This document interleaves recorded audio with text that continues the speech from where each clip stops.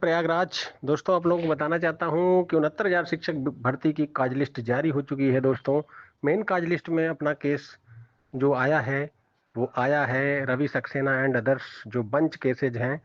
वो जो है दोस्तों 13 नंबर पे आया है। दोस्तों हालांकि पूरी काज लिस्ट देखने के बाद मात्र 16 केस लगे हैं उस दिन, लेकिन दोस्तों आफ्टर नोटिस वाले मैटर हैं।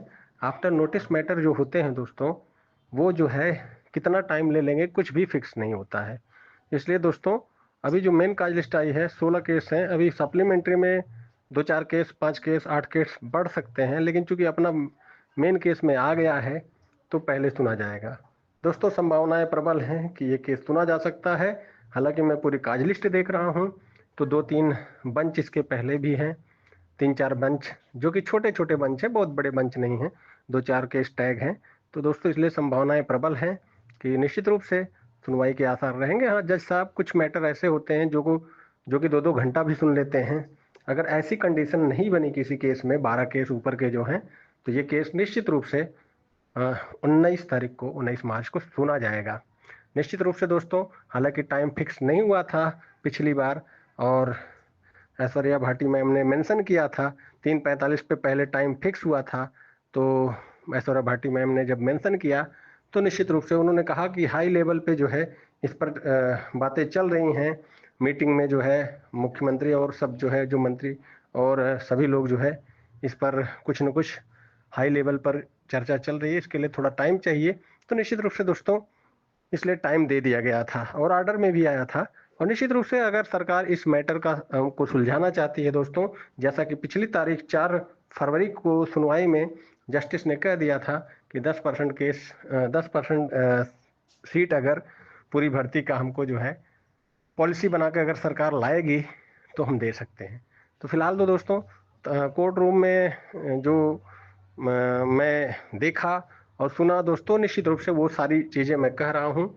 और उन्होंने फिगर भी एक तरह पूछा था। और अब निश्चित रूप से 19 तारीख की डेट बहुत कुछ निर्धारित करेगी, क्या याची लाभ मिलेगा। हालांकि दोस्तों कट ऑफ डेट नहीं फिक्स होना निश्चित रूप से आगे, चूंकि उस समय 6,000 के आसपास याची थे, लेकिन अभी जो है याचियों की संख्या बढ़ चुकी है और याचियों की संख्या कुल 10,000 के ऊपर हो चुकी है।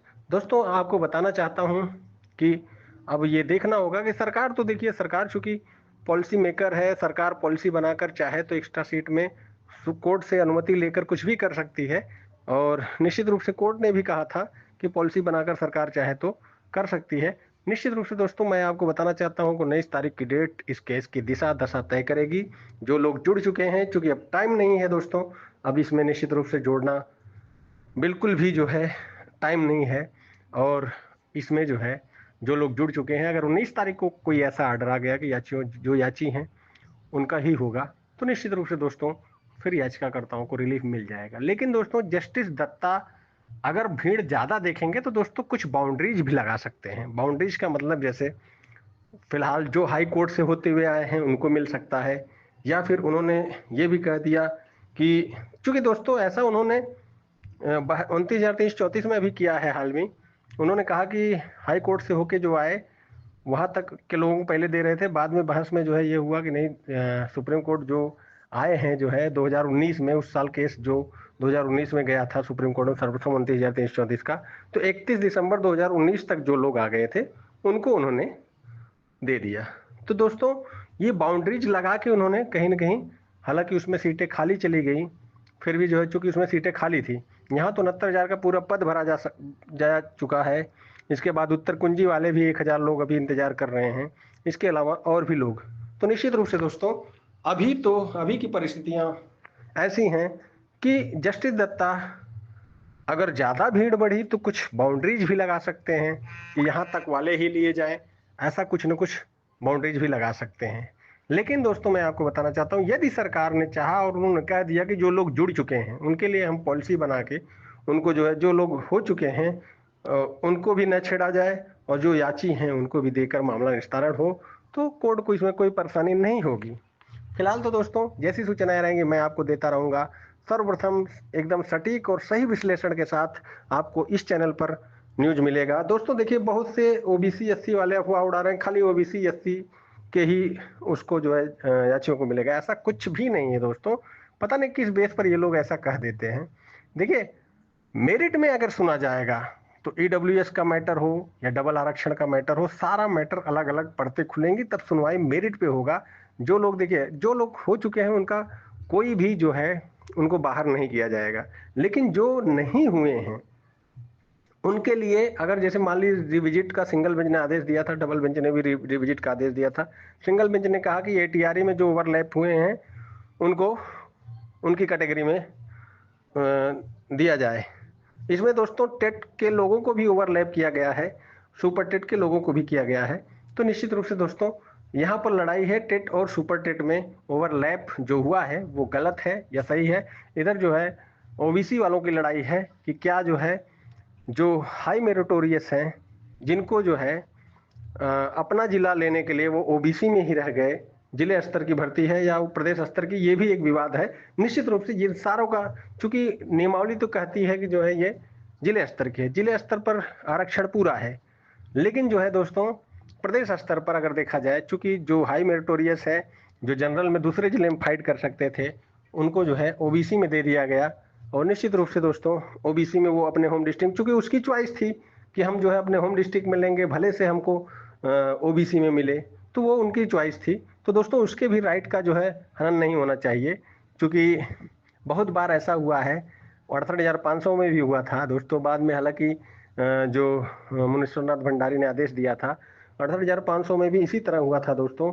शुरू में जो हाई मेरिटोरियस थे वो चले गए दूसरे जिले में, बाद में जो थर्ड काउंसलिंग हुई दोस्तों उसमें जो है कम नंबर वाले जो है अपना जिला पा गए। तो ये कैसा वो है कि मतलब आप जबरदस्ती अगर किसी को हाई मेरिटोरियस है तो ओबीसी को जो है जनरल में दूसरे जिले में भेज देंगे, अगर वो अपनी ही कैटेगरी में अपने जिले में लेना चाहता है उसका भी एक राइट है।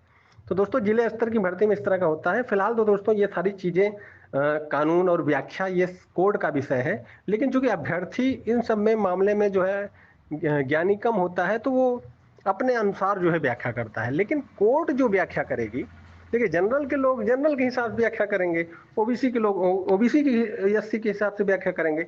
तो व्याख्या आप अपने हिसाब से करिए, वो सही नहीं है, कोर्ट जो व्याख्या करेगा वो सही है। तो फिलहाल तो इन सारे विवादों का अंत याची रिलीफ है या तो फिर मेरिट पे होगा दोस्तों। तो मुझे लगता है कि मेरिट पे फिर उतना लाभ नहीं होगा जितना होना चाहिए, क्योंकि जब रिविजिट होगी कितनी सीटें में, बहुत से लोग कह रहे हैं इतना नहीं 10,000 19,000, ये सब मिथ्या अफवाह है दोस्तों। क्या पता आपको 1,500-2,000 सीट ही मिले, पता नहीं किसको मिले, ओबीसी को मिले कि जनरल को मिले, कुछ भी तय नहीं है अभी। जब तक पूरे आंकड़े नहीं आ जाते हैं तब तक कुछ भी, जो लोग हो चुके हैं उनको डिस्टर्ब नहीं किया जाएगा। रिविजिट के बाद अगर 2,000 सीटें आती हैं तो 2,000 में ही मिलेगा, और 1,500 आती हैं 1,500 मिलेगा।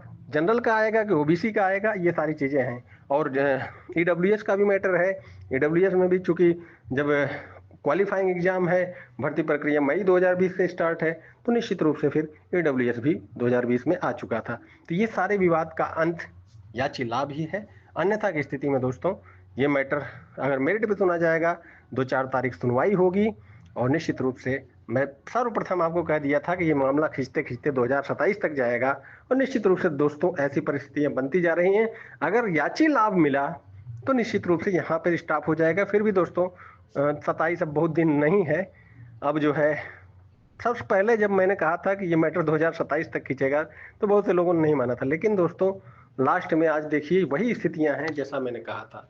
तो हमारी बातों को आप अक्षरशः मानिए, जो चीजें मैं बोलता हूँ 95% सत्य होती हैं, और वही सत्यता को देखते हुए आप खुद समझेंगे कि मैं क्या बोल रहा हूँ। फिलहाल तो दोस्तों जैसी सूचनाएं रहेंगी मैं आपको देता रहूंगा, सबसे सटीक सही विश्लेषण 69,000 शिक्षक भर्ती पर दोस्तों काज लिस्ट जारी हो चुका है। 13 नंबर पे केस लगा हुआ है, 3-4 खाली बंच केस आगे हैं। अगर ज्यादा टाइम नहीं लिए तो निश्चित रूप से सुनवाई के प्रबल चांस हैं।